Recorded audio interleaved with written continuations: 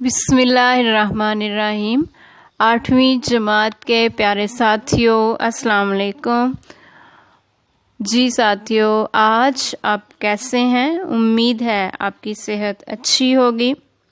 اللہ تعالی ہم سب کو اپنے حفظ و امان میں رکھے۔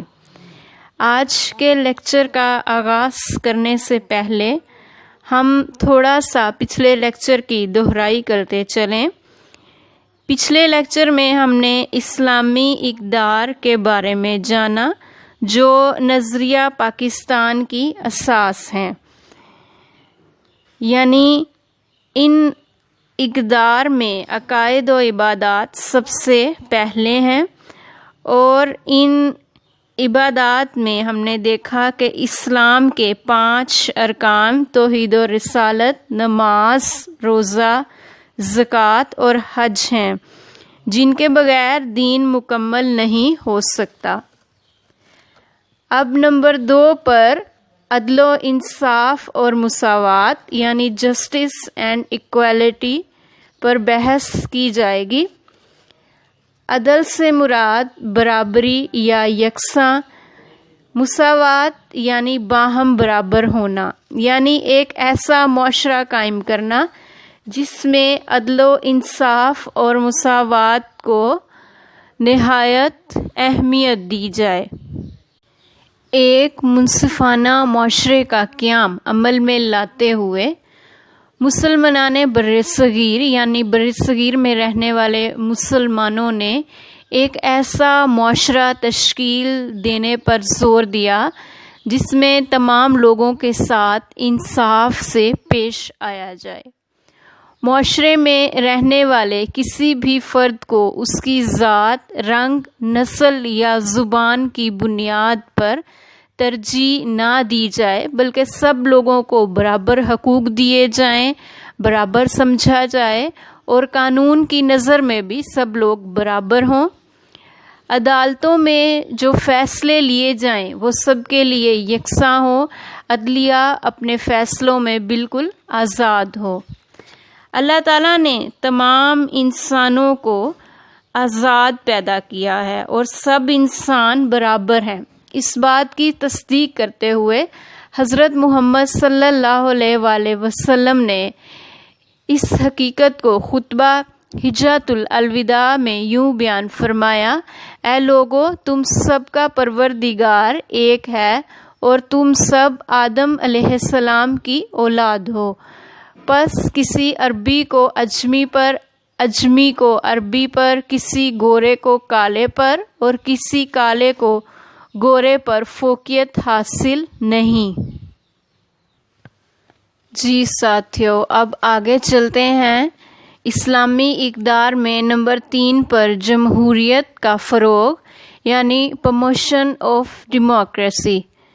جمہوریت سے مراد وہ نظام جس میں عوام کے چنے ہوئے نمائندوں کی جماعت حکومت چلاتی ہے، یعنی اسلامی ریاست اور معاشرے کی بنیاد مشاورت ہے، اور اسلامی معاشرے میں جمہوری نظام قائم کیا جاتا ہے جس میں عوام کے حقوق کا پورا خیال رکھا جاتا ہے، سب کو یکساں حقوق مہیا کیے جاتے ہیں، قانون کی نظر میں سب برابر ہوتے ہیں، چاہے وہ امیر ہوں یا غریب، کسی بھی خاندان، نسل یا رنگ سے تعلق رکھتے ہوں، کوئی بھی زبان بولتے ہوں، سب پر قوانین نافذ کیے جاتے ہیں۔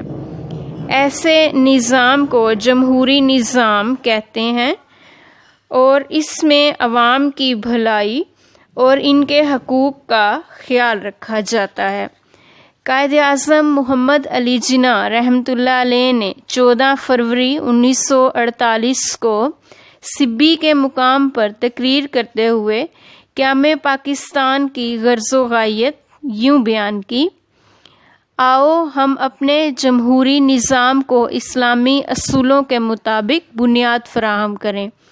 اللہ ذوالجلال نے ہمیں سکھایا ہے کہ ہم ریاستی امور کو باہم صلاح مشورے سے طے کریں۔